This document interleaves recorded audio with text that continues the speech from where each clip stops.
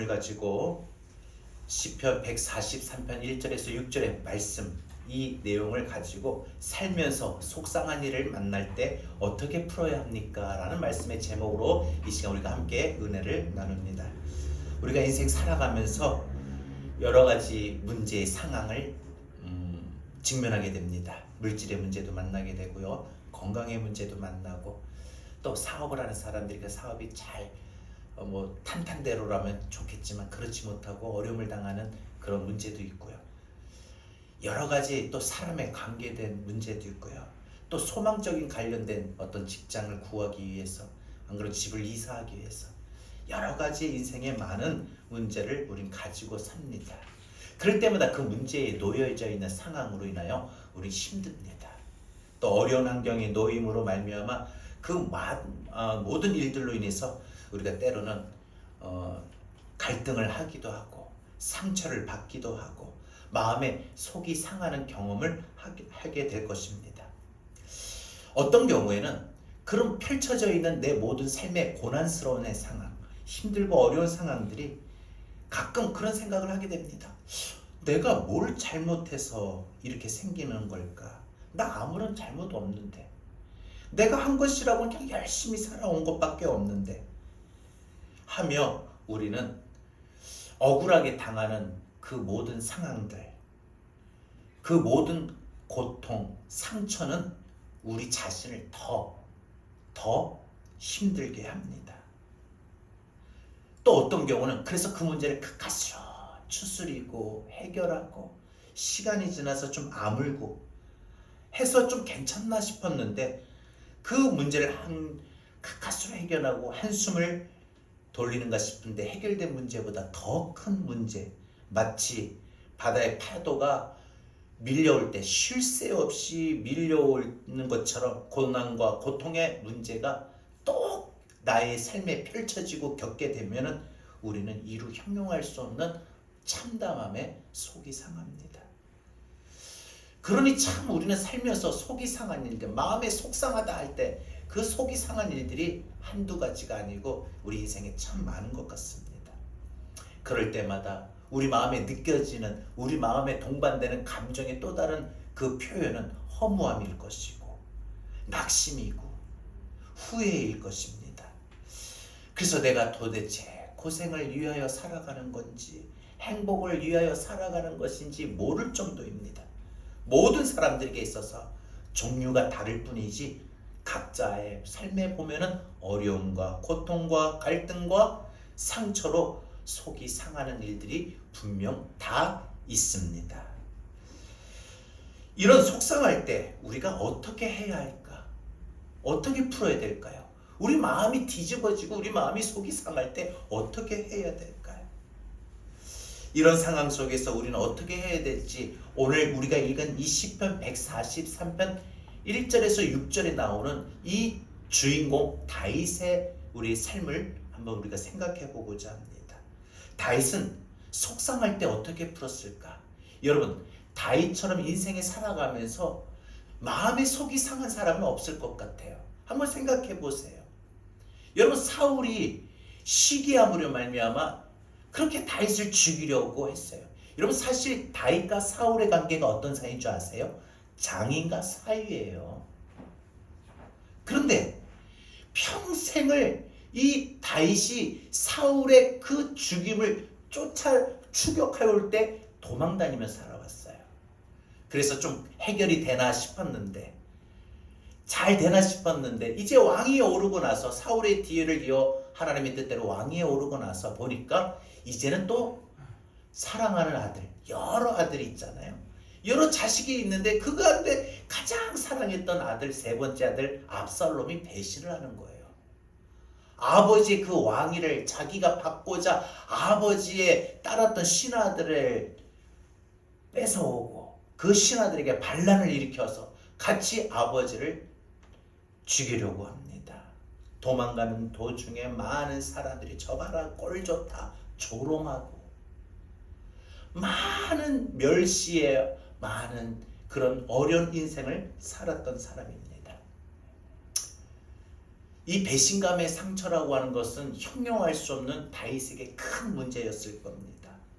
그런데 다윗은 어떻게 풀었는가? 오늘 우리의 삶 속에 한번 그대로 우리가 다윗의 삶을 비교해 보면서 우리도 살면서 다윗처럼 그렇게 속이 상할 때, 속이 뒤집어질 때 우리가 어떻게 풀어야 될까? 첫 번째, 속상한 마음이 있으면 그 속상한 마음을 가지고 하나님 앞에 호소하며 기도하세요.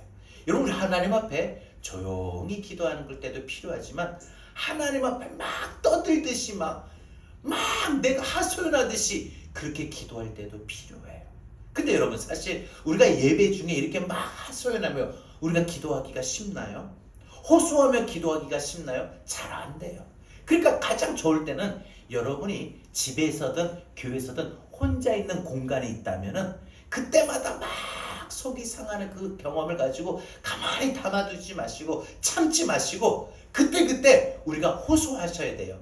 여러분, 우리가 세상 사람들처럼 막 노래방을 간다든지 술에 취한다든지 이렇게는 안 하잖아요.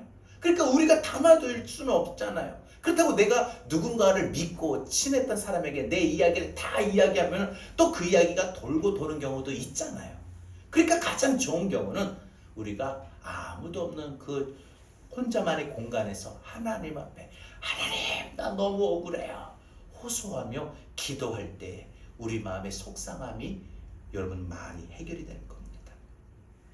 사람들이 그렇게 속이 상한 일을 겪게 되면은 가장 먼저 생각되는 것이 왜 이런 일이 나한테 일어나는 걸까? 억울하다는 거예요. 그래서 그 억울하다.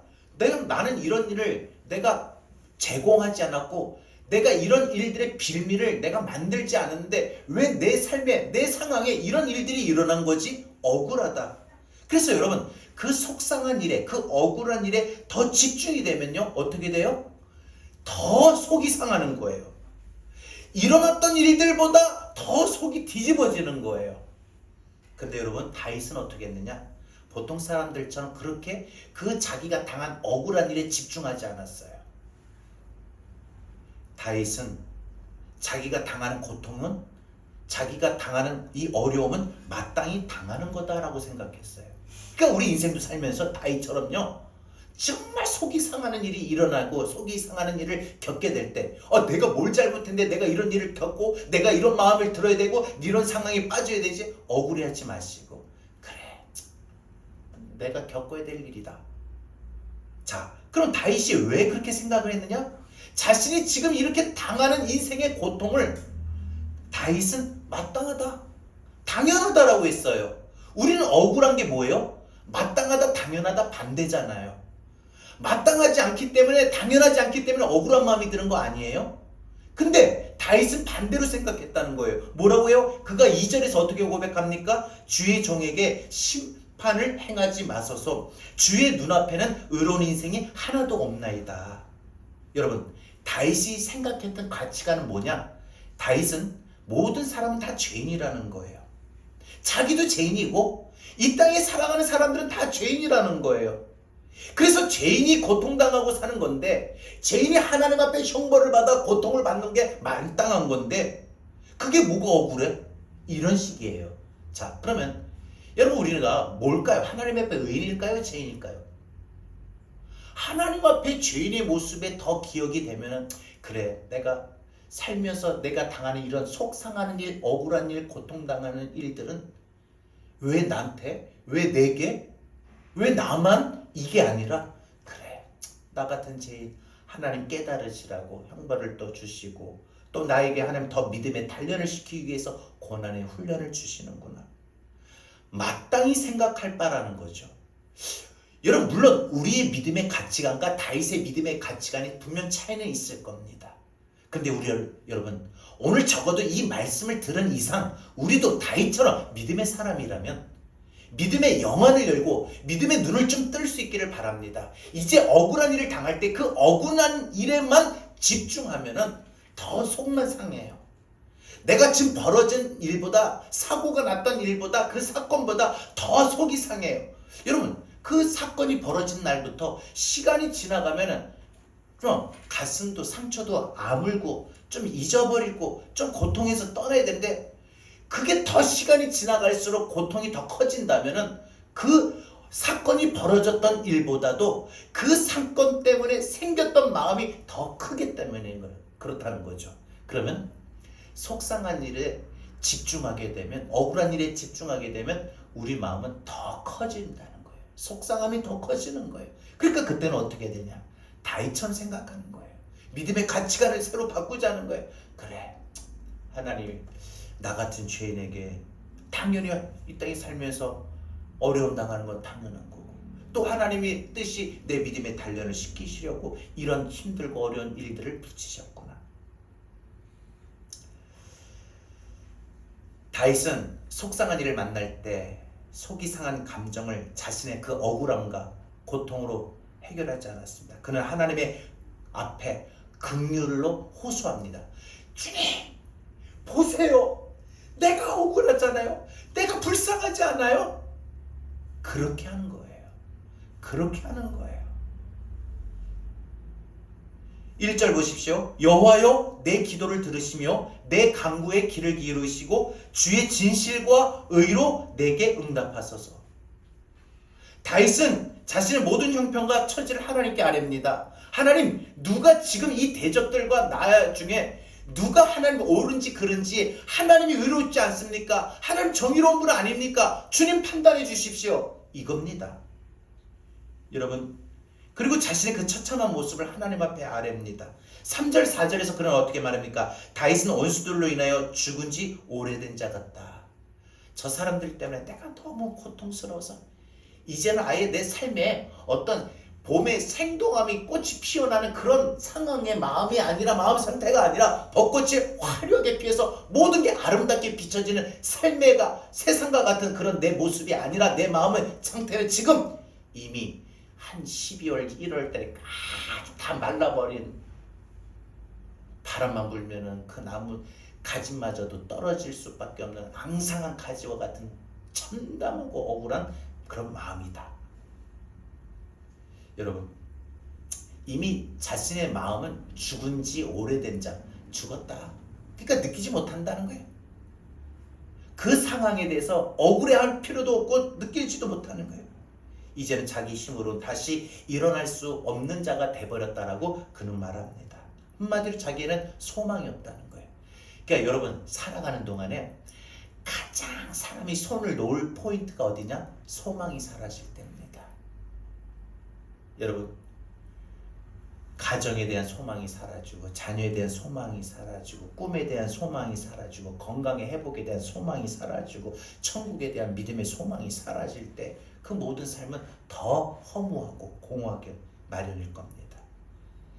그리고 자신의 그 심령은, 자신의 마음은 멍들 대로 멍들고 상할 대로 상해 있다라고 말합니다.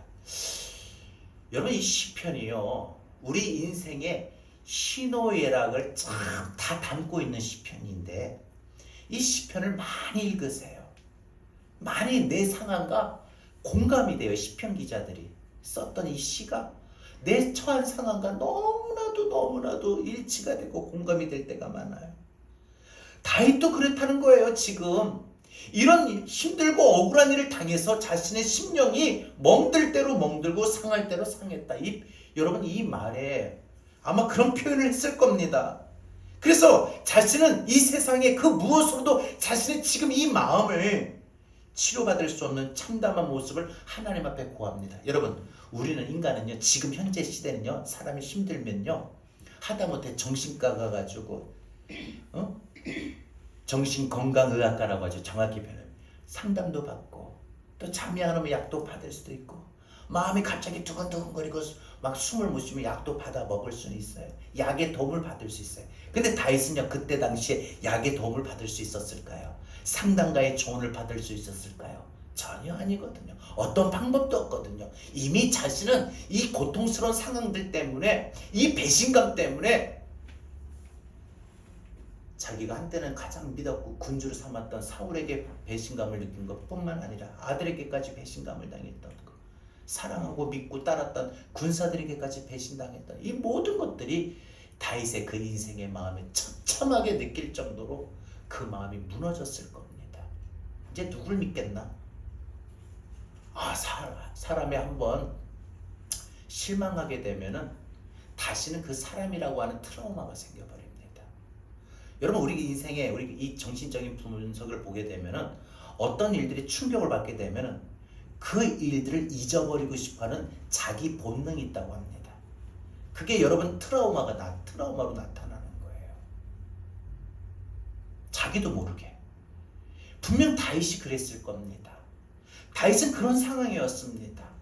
다윗은 지금 현대 시대에 살고 있는 사람이 아니었기에 그는 약의 도움도 상담가의 조언도 받지 못합니다. 오로지 할 수 있다는 것은 하나님 앞에 나와서 자신의 그 억울한 마음을 토해내는 겁니다. 호소하며 기도하는 것밖에 없다라는 것입니다. 그런데 여러분, 다윗이 자신의 그 억울한 마음을 토해내며 호소하며 기도하는 것이 그 옛날 다윗만의 방식일까요? 아닙니다. 지금 현대 이 시대에 살아가고 있는 저와 여러분, 우리의 인생에도 충분히 적용해야 될 문제라고 봅니다. 물론 속이 상하면 나름대로 그 속상함을 스트레스로 풀 수 있는 방법도 있을 것이고, 그게 믿음의 방법이든 세상의 방법이든 인간이 가지고 있는 그 감정을 잠시라도 잊어버리고 떨쳐버리기 위한 분명 방법은 있을 겁니다. 약의 도움도 있을 겁니다. 전문가의 상담도 있을 겁니다. 하지만 가장 중요한 것은 다윗이 해왔었던 것처럼 믿음의 방식이라는 겁니다. 하나님 앞에 나와서 호소하며 기도하십시오. 누구한테 속상함을, 여러분, 사람이 마음에 우리가 막 속이 상하면 나도 모르게 야 하잖아요. 고함을 지르게 마련해요. 고함을 지르는 사람이 고함을 안 지르는 사람보다 MBTI 유형이 보게 되면 이게 J하고 T라고 볼까요? 뭐 쉽게 말해서 그대로 현실적으로 표현하는 이 사람은 낫습니다. 풉니다. 근데 그거를 뭐 혈액형으로 보면 O형 같은 그냥 담아두는 아주 그냥 새색시 같이 얌전한 이런 스타일의 사람은요, 자기 그걸 표현을 못해. 담아두면 그게 화관이 되버립니다. 병이 되는 거죠. 그러니까 누군가의 말을 할 수도 없고 어떻게 됩니까? 하나님 앞에 나와서 호소하며 기도하십시오. 그렇다고 우리가 예배 중에 물론 통성기도 할 수 있습니다. 막 내 억울한 마음을, 이 속상한 마음을 막 나 이것 때문에 속이 상해, 이것 때문에 힘들어요 하고 호소하며 기도하라는 거예요. 그게요, 첫 번째 제가 생각해보니까 영적으로는 분명 하나님이 응답하시고 성경에도 보면 기도의 방법이 나와요. 때로는 조용히 기도하라고 할 때고, 내가 새벽을 깨우리라 할 때는 조용히 잠잠할 때 기도하는 거예요. 근데 또 예레미야 33장 3절에 보니까 너는 내게 부르짖어 기도해야 될 때가 있어요. 지금 우리가 살아가는 때, 이때는요, 새벽에 침묵으로 기도할 때가 아니에요. 속이 상할 때는요, 속이 무너질 때는요, 속이 뒤집어질 때는요, 하나님 앞에 호소하며 기도하는 것이 최고의 방법입니다. 최고의 응답입니다. 동시에 내가 스트레스도 푸는 방법이에요. 인간적으로 보면 우리 고함을 지르듯이 하나님 앞에 호소하며 기도하라는 거예요. 여러분, 다윗은 지금 자신이 당하고 있는 이 정신적인 고통과 심리적인 고통과 육체적인 어려움과 모든 인생의 환난의 난간들을 하나님 앞에 상세히 호소하며 기도하고 있습니다. 찬송가 486장에 이런 가사가 나옵니다. 이 세상에 근심된 일이 많고 참 평안을 몰랐구나. 내 주 예수 나로라 부르시니 곧 평안이 시리로다. 이 세상에 공고한 일이 많고 참 쉬는 날 없었구나. 내 주 예수 날 사랑하시오니 곧 평안이 시리로다. 이 세상에 죄악된 일이 많고 참 죽을 일 쌓였구나. 죽을 것 같은 마음, 죽고 싶은 마음, 이런 거겠죠. 점점 쌓여지면 사는 동안에 내 주 예수, 그런 마음에 그런 마음에 나도 모르게 빠져들 때 그런 마음조차도 건져주셔요. 곧 평안이 시리로다. 그래서 내가 주님이 그런 내 어두운 마음을 건져주시니까 비로소 내가 좀 살 것 같아.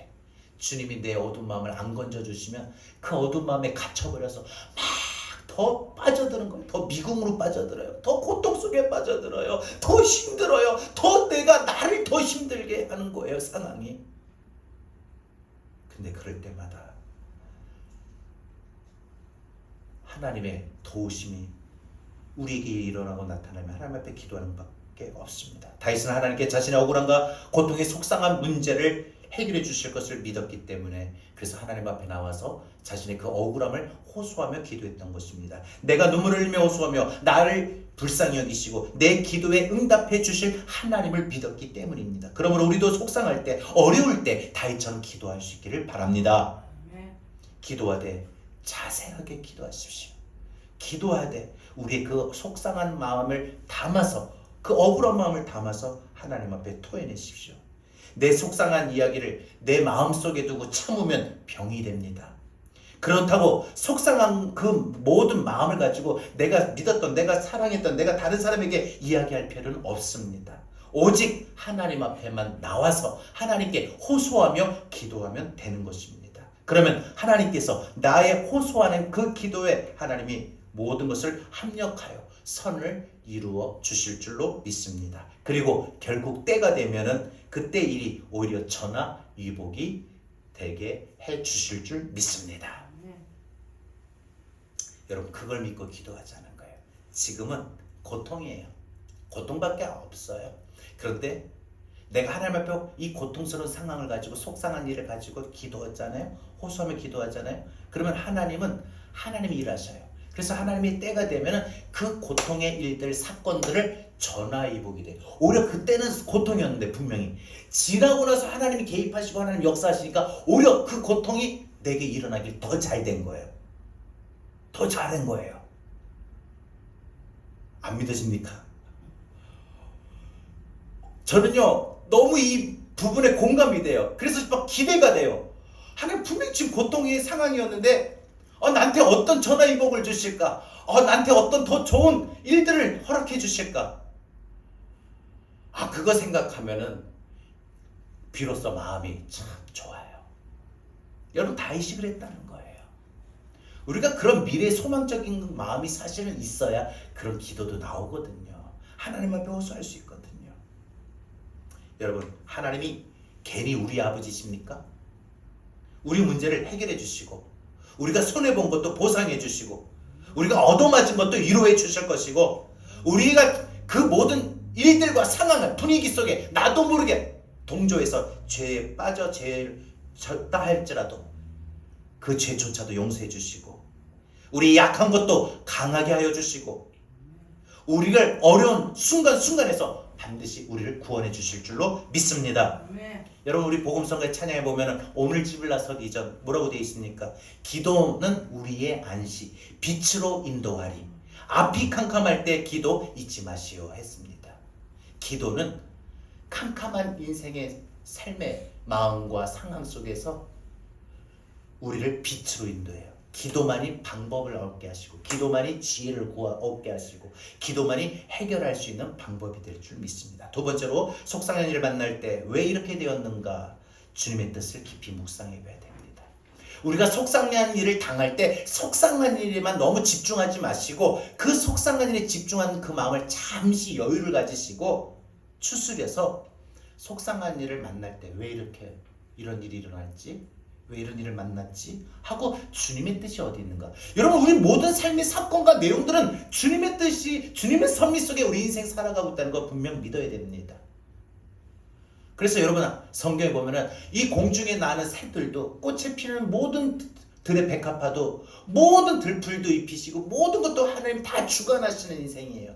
하물며 하나님의 자녀인 우리의 이 삶의 인생도 하나님의 주관 속에, 하나님의 주권 속에, 하나님의 섭리와 계획 속에 있는데, 그 섭리와 계획 속에 때로는 내가 원치 않던 고난이 있을 수도 있고, 속이 상하는, 뒤집어지는 일들도 있을 거고, 억울한 일도 있을 건데, 그 억울한 일을 당할 때, 속이 상한 일을 당할 때 그 일에만 집중하지 마시고, 그 일에만 초점을 맞추지 마시고, 왜 이런 속상한 일이 일어났을까? 왜 이런 억울한 일이 일어났을까? 하나님 뜻이 어디 있을까? 그 하나님 뜻에 한번 묵상해 보자는 거예요. 그게 두 번째 방법이라는 거예요. 5절에 보십시오. 내가 옛날을 기억하고 주의 모든 행하신 것을 읊조리며 주의 손이 행하는 일을 생각하고 라고 했습니다. 뭐라고 했습니까? 주의 손이 행하는 일을 생각하고 라고 했어요. 다윗은 지난날 하나님께서 은혜를 베풀어 주시고 자신에게 언제나 복되고 선한 길로 인도해 주신 주님이 행하셨던 일들을 생각하게 된 거예요. 그때도 하나님이 이렇게 인도하셨지. 근데 지금 속상하고 억울한 일을 당할 때 하나님 또 어떻게 인도하실까? 자기와 함께 하셨던 하나님의 능력과 하나님의 일하심에 하나님의 행사를 생각했다는 거예요. 이렇게 나를 끝까지 사랑하시고 인도하시는 하나님께서 자신의 이 지금 이 상한 마음과 공경을 다 해결해 주실 것을 확실히 믿고 있었다는 거죠. 그리고 과거에 그런 일들이 많이 있었을 때 속이 상하다고 함부로 말하거나 설치지 않고 묵상했다는 사실을 우리는 주목해야 됩니다. 여러분 출애굽기 14장에 보면은 이제 애굽을 탈출한 이스라엘 백성들이 이제 모세의 인도를 받아서 하나님이 인도하셨던 적각골이 흐르는 가나안 땅으로 출애굽하여 가는 도중입니다.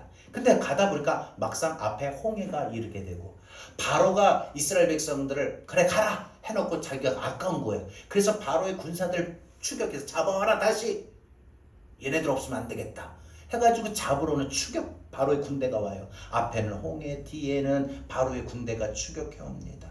바로가 보낸 그 기병대의 추격을 받게 될 때 당황하는 이스라엘 백성들이 모세를 향하여 원망하기 시작합니다. 모세야 모세야 우리를 죽일 데가 없어가지고 저 애굽에서 나에게 편안하게 죽게 하지 이 가운데서 죽게 하느냐 우리 어디다 죽냐. 과거에 하나님께서 자신들에게 어떤 상황에 어떻게 역사하셨는지 어떻게 구원을 베풀어 주셨는지 다 잊어버렸다는 거예요. 그들이 배고플 때 하나님이 하늘에서 만나와 메추라기를 먹여주셨고 그들이 덥다고 할 때는 구름 기둥으로 가려주셨고 그들이 또 밤에 한 사막의 광야에서 추워지니까 그때 또 구름 불기둥으로 인도해 주셨고 그들이 목마르다 할 때 또 하나님 반석을 쳐서 물을 마시게 하셨던 하나님. 하나님의 그 구원의 역사를 잊어버린 거예요. 여러분 우리도요 억울한 일을 당할 때 억울한 일에만 집중하지 마시고 그 억울한 일을 당할 때 억울한 일을 하나님이 어떻게 해결해 주실까? 예전에 어떻게 있었지? 또 예전에 어떻게 있었지? 그걸 떠올려 보라는 거예요. 비록 그와 똑같은 일은 아닐지라도 그런 비슷한 일들로 내가 지금 이 억울한 마음, 속이 상하는 마음, 뒤집어지는 마음 이런 마음들 하나님 그때 나를 어떻게 위로해 주셨지? 저는 요즘에요 제가 참 좋아하고 제가 참 기도하는 부분이 있어요.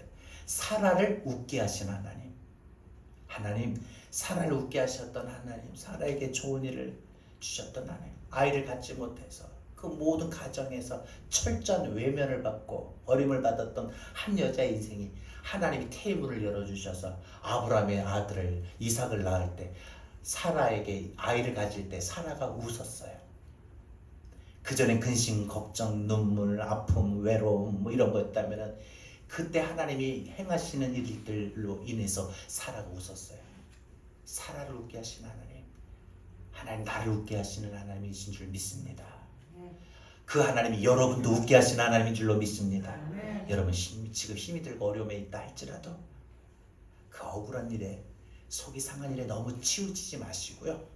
반드시 하나님이 여러분의 삶을 반드시 웃게 하시는 기쁘게 평안하게 좋게 그런 일들을 하나님 행하여 주실 줄 믿습니다. 아멘. 그래서 그때 모세가 뭐라고 말합니까? 너희는 두려워 말고 가만히 서서 여호와께서 오늘날 너희에게 행하신 구원을 보라 라고 이스라엘 백성들에게 말합니다. 근데 이스라엘 백성들에게 말할 때 잘 보세요. 너희는 두려워 말고 가만히 서서 여기 한번 생각해 볼게요. 가만히 서서 이 말은 어떤 뜻이냐? 함부로 말하지 말라 이 뜻이에요. 하나님 앞에 나한테 왜 방법이 없냐? 왜 우리를 죽일 데가 없어서 이렇게 죽이냐? 앞에는 홍해고 뒤에는 바로의 군대가 오는데 왜 이렇게 상황을 만들었느냐? 하고 하나님 앞에 나한테 원망하고 불평하고 그래서 그 억울하고 원망하고 불평하는 그 마음으로 나한테 함부로 말하지 마라. 하나님한테 함부로 말하지 마라. 하나님한테. 여러분 우린 되게 속상하면요 함부로 말합니다. 속이 상하면요 그 인격이 그대로 나와요. 함부로 말해요 그냥. 사람이 달라지니까요 안 하던 욕도 막 나오고요 안 하던 반말도 하고요 안 하던 말이 나와요. 사람이요. 사람은요 되게 그 속의 마음을 가지고 나옵니다. 그럼 여러분 중요한 건 뭔지 알아요? 내가 속에 상한 말을 내뱉을 때 그 말로 또 다른 속상한 일들이 나타납니다. 또 다른 속상한 일들이 나타나요. 그냥 하나님 행하시고 갚아주시고 역사하실 것을 믿고 기다리면 되는데 그래서 때로는 말보다 침묵이 무섭습니다. 그때 참으면 더 고통스러운 마음도 안 느껴도 될 거고 더 큰 일이 안 일어날 수도 있습니다. 지금도 살아 역사하시는 주님을 생각하시고 그 행하실 능력을 반드시 의심하지 마시고 믿으십시오. 즐거울 때나 괴로울 때나 성공했을 때나 실패했을 때나 기쁠 때나 속상할 때 그때마다 주님 생각하고 묵상하는 것이 우리가 상한 영혼이 치유받는 비결이고 우리 속이 상한 것이 해결이 되는 방법입니다. 마지막 세 번째요. 우리가 속이 상할 때 어떻게 풀어야 됩니까? 나로서는 할 수 없지만 주님으로는 할 수 있게 주님 향하여 손을 펴야 됩니다. 내 힘으로 못하잖아요. 내 힘으로 지금 이 속상한 일을 해결 못하잖아요. 여러분 사람이 해결할 수 있는 게 있고 사람이 도저히 해결할 수 없는 게 있더라고요. 사람이 해결할 수 있는 건 해결하면 돼요. 근데 사람이 도저히 해결할 수 있는 건 어떻게 해요? 그렇다고 포기합니까? 어떻게 해야 되죠? 나로서는 할 수 없지만 주님은 하실 수 있잖아요. 그래서 주님을 향하여 손을 펴야 됩니다. 손을 펴야 됩니다. 6절에 보면 주를 향하여 손을 펴고 내 영혼이 마른 땅같이 주를 사모하나이다 라고 했습니다. 여러분 앞에서 생각하고 묵상했다는 것은 내적 행동입니다. 내적 행동. 근데 그리고 정신적인 태도입니다. 어떤 마인드. 그런데 6절에 보니까 손을 폈다라고 합니다. 손을 폈다. 여러분 이 손을 폈다라고 하는 것은 외적인 행동입니다. 결단의 태도입니다. 손을 폈다는 것은요. 자신의 무능력을 의미하며 저는 가진 것도 없습니다. 저는 해결할 힘도 없습니다. 저는 연약합니다. 그래서 우리 아까 찬송 불렀잖아요. 내 모습 이대로 주 받으옵소서. 저는 그런 존재입니다. 내 힘으로 어떻게 이런 상황을 해결하지도 못할 뿐만 아니라 이겨나갈 수도 없어요. 저 너무 연약해요. 이 마음이 너무 저를 힘들게 해요. 이겁니다, 여러분. 여러분, 하나님 앞에 솔직함을 나타내는 거예요. 그래서 우리는 하나님 앞에 기도할 때 이것도 좋지만 이게 좀 그런 것 같아요. 이렇게 하십시오. 이왕 기도할 때 자세도요. 기도할 때 손 들고 기도하면 이렇게 하십시오. 이렇게 하는 사람 잘 없어요. 하나님 앞에 기도할 때 손 펴십시오. 손을 편다. 하나님 내 힘으로 할 수 없어요. 주님 도와주세요. 여러분 아기가 태어날 때요. 나 우리 애들만 봐서 그런지 모르겠는데 어떻습니까 집사님? 주먹을 쥐고 태어나지요. 이렇게 태어난 애들 없어요. 응애 하고 하는 애들 없어요. 다 이렇게 주먹을 움켜쥐고 힘을 쓰며 울며 태어납니다. 살기 위한 힘이 넘치고 생존을 위한 의욕이 넘치죠. 그 힘으로 그 의지로 엄마의 젖을 빠는데 이 가는 빨대 있잖아요. 가는 빨대로 3m 정도 되는 이 물을 빨아 올리는 힘이 있다고 합니다. 이 갓난아기들이 태어나서 엄마 젖을 그 본능적으로 처음에 나와가지고 세상에 나와서 엄마 젖을 딱 물리는데 그 빠는데 3m의 그 깊이를 빨아들이는 힘이라고 합니다. 살려고 하니까. 근데 여러분 반대로 사람이 죽을 때 어떻습니까? 이렇게 하고 죽는 사람 없어요. 다 이렇게 하다가 결국은 늘어뜨려요. 펴요. 자신의 모든 상황을 주체할 수 없는 거죠. 그래서 자신은 이제 전반적으로 다른 사람이 처리해 주죠. 아무것도 못해요. 자신의 힘으로. 다윗이 손을 폈다는 것은 바로 이런 의미입니다. 전적인 의탁입니다. 하나님 나 못해요. 하나님이 하셔야죠. 내 방법 가지고 자꾸 실패하니까 안 돼요. 하나님 방법이 있잖아요. 하나님 절대적인 의존이라는 거예요. 절대적인 신뢰감이라는 거예요. 하나님 아니면 안 돼요. 이것을 다윗은 깨달았기 때문에 다윗은 그 속이 상할 때 하나님 앞에 나와서 손을 폈다라는 걸 하는 것입니다. 여러분 사람이 분수를 알지 못하고 생각한 대로 다 될 것이라 착각하고 살면은 무슨 일이 안 될 때마다 좌절과 성공에 빠지게 됩니다. 원망과 불평이 생기게 됩니다. 그래서 그 마음은 점점 상하고 더 그 마음은 병들게 됩니다. 그러나 자신의 연약함을 깨닫고 하나님의 도우심과 은혜를 사모하면서 하나님을 향하여 손을 펼 때에 하나님께서 진정한 그 사람의 마음속에 위로와 평안과 삶의 소망을 주실 줄 믿습니다. 속이 상한 사람들, 참담한 사람들, 깊은 수렁에 빠진 사람들, 한숨을 쉴 수밖에 없는 사람들, 자신의 능력의 한계 때문에 번민하는 사람들이 있습니까? 그리고 자신의 체면과 자존심 때문에 자신의 아픔이나 상한 감정을 노출시키지 못한 채 가슴앓이 하는 사람들이 있습니까?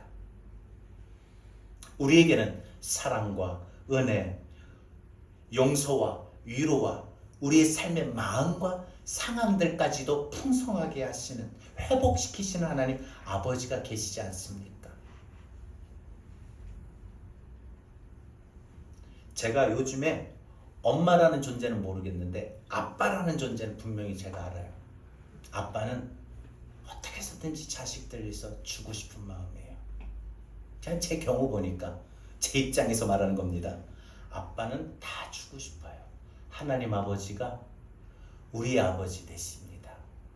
하나님 아버지가 우리의 아버지가 되셔요. 그래서 그 아버지 하나님은 자녀인 우리에게 다 주고 싶어요. 다 주고 싶어요. 저도 우리 애들한테 다 주고 싶어요. 어떻게 해서든지 다 주고 싶어요. 엄마는 안 주는데 아빠는 다 주고 싶은 것 같아요. 보니까 하나님 아버지가 그런 거예요.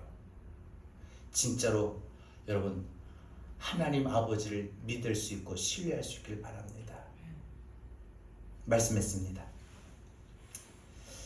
하나님 아버지를 향해서 우리는 인생에 살면서 속이 상하고 뒤집어질 때 우리가 한번 생각해 볼 수 있기를 바랍니다.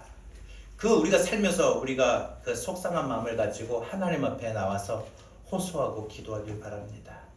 속상한 일 만날 때 주님의 뜻이 어디 있는가 한번 묵상해 보십시오. 무엇보다 우리가 내 힘으로 안 되기에 주의 힘으로, 주의 도우심을 받기 위해서 주님을 향해 손을 펴야 됩니다. 찬송가 214장 3절에 보면 내 힘과 결심이 약하여 늘 깨어지기 쉬우니 주 형상대로 빚으사 날 받으옵소서. 내 모습 이대로 주 받으옵소서. 날 위해 돌아가신 주 날 받으옵소서. 여러분, 날 받으옵소서. 주님을 향하여 손을 들고 찬송하는 심령을 주님께서 찾아오셔서 위로해 주실 줄 믿습니다. 사랑하는 여러분, 우리가 살면서 속이 상할 때, 마음이 상하고 속상할 때마다 겸손히 나의 모든 형편을 그대로 하나님 앞에 나와서 호소하십시오. 그리고 주님의 뜻이 어디 있는가 깊이 한 번 더 생각해 보시고요. 주님께서 내게 베풀어 주실 은혜를 바라보며 생각하면서 주님, 어떤 걸 주실까요? 어떤 전화위복을 주실까요? 며칠 전에 우리 아들이 전화인데 저를 그렇게 위로해요. 아빠, 우리 잘 될 거야. 나는 우리 요즘에 참 부끄러워요. 내가 믿음이 약해. 나는 이렇게 이제 이야기를 하면은 우리 아들 한마디 딱 해요. 팩트입니다. 아주 강합니다. 돌직구예요. 뭉치직하게. 아빠, 더 잘 될 거야. 더 잘 될 거라는데, 그냥 잘 될 것도 아니고 더 잘 될 거라고 하는데, 그 말이야 믿어지는 순간 갑자기 막 설레요. 막 이게 마치 선보러 가는 사람처럼 기분이, 상황이 좋아진다는 그 행복감이, 막 설레임이 한번 느껴봤습니다. 하나님 앞에 손을 펴십시오. 손을 펴십시오. 하나님 역사해 주실 줄 믿습니다. 우리 함께 찬송하고 오늘 주신 말씀 붙들고 이 시간 기도하겠습니다.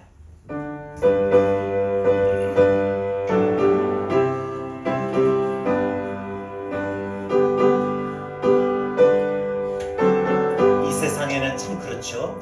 이 세상에 계신데 이마도 참편을 몰라보나 내 죄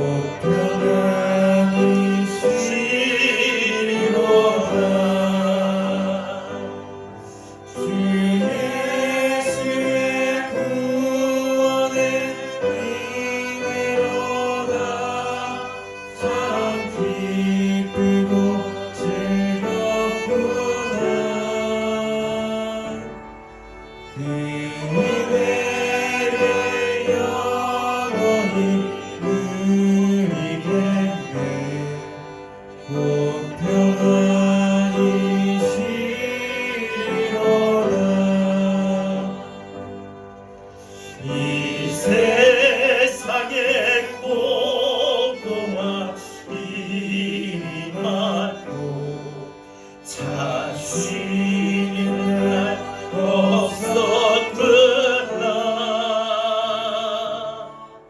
내 주 예수 날 사랑하시오니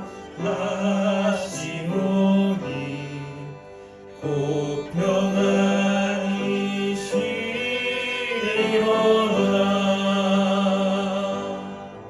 주 예수의 구원의 은혜로다. 참 기쁘고 즐겁구나. 그 은혜를 영원히 누리겠네. 곧 평안이시리로다. 이 세상에 죄악된 일이 많고 죽을 것 같은 마음들이 주를 쌓였구나. 그 죽을 것 같은 마음 속에서도 내 주 예수 나의 그런 마음들을 주시오니 오늘이 떠나가니 비로소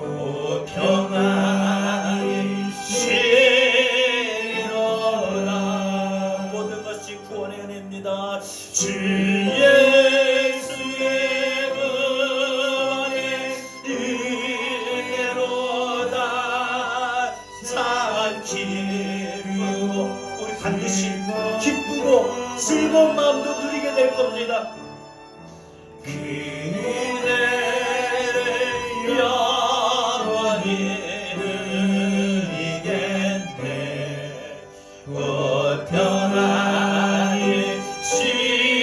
3절 다시 한번 고백합시다. 이 세상에 죄악된 일이 많고 이 세상에 죄악된 일이 참 죽을 것 같은 일들도 많고요. 참 죽을 쌓였구나.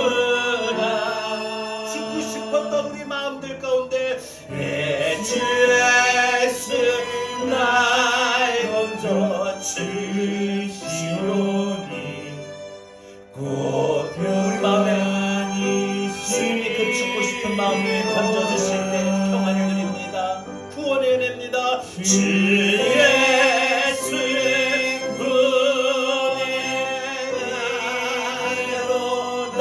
반드시 우리에게도 참 기쁘고 즐겁구나. 이 은혜를 영원히 누리겠네. 곧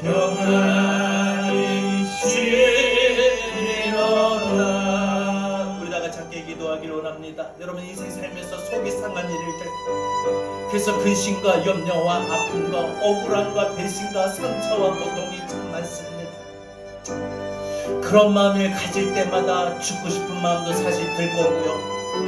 그러나 반드시 주 예수님을 향하여 우리 손을 펼 때에 구원의 은혜가 임합니다. 우리의 그런 고통스러운 마음을 건져주실 것이요, 우리의 모든 속상한 일에서 건져주시고 해결해 주실 겁니다. 그리고 우리에게도 반드시 기쁘고 즐거운 일을 안겨주실 겁니다. 미래를 소망하며 우리 다같이 주신 말씀 붙들고 하나님이여 나의 삶을 주님 붙들어 달라고 인도해 달라고 우리 다같이 함께 기도합니다. 주여, 오 주님, 오 주님,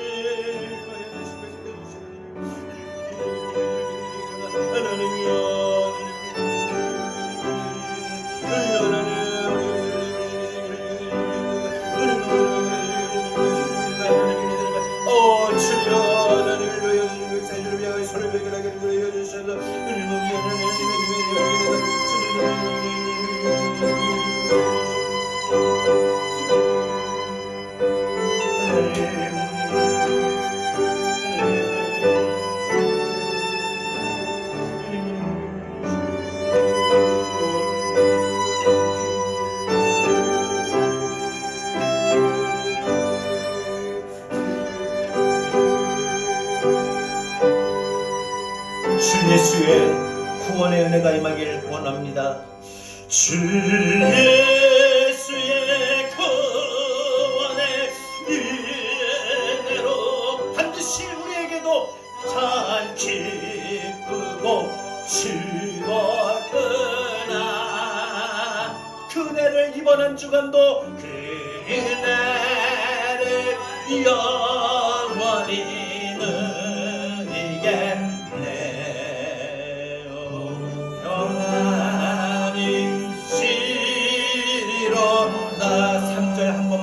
이 세상에 죄악된 일이 많고 이 세상에 죄악된 일이 참 죽을 것 같은 일들이 많았고요. 죽을 낼 쌓였구나. 그런 마음과 삶에 우리 주님 찾아오셔서 내 주 예수 날 건져주시오니 평안히 쉬려나.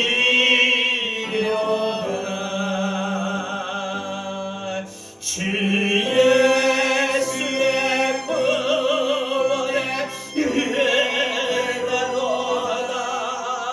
참 기쁘고 즐겁구나. 이번 한 주간도 그 은혜를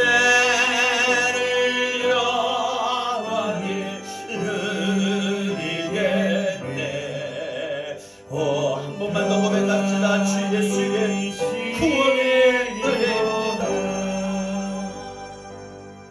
주 예수의 구원의 은혜로다. 참 기쁘고 즐겁구나.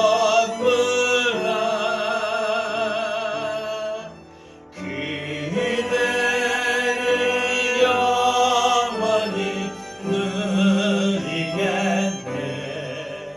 곧 평안히 쉬리로다. 속이 상한 일들을 겪고 속이 상할 때 오늘 말씀 떠올리면서 이번 한 주간 이 주 예수님을 향해 손을 펴요.